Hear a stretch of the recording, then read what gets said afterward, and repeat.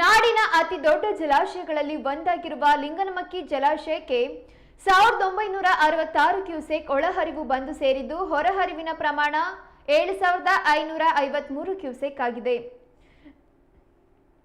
ಜಲಾಶಯದ ಒಟ್ಟು ಸಂಗ್ರಹಣಾ ಸಾಮರ್ಥ್ಯ 1819 ಅಡಿಯಾಗಿದ್ದು ಪ್ರಸ್ತುತ ಪ್ರಮಾಣ 1811.10 ಅಡಿಯಾಗಿದೆ.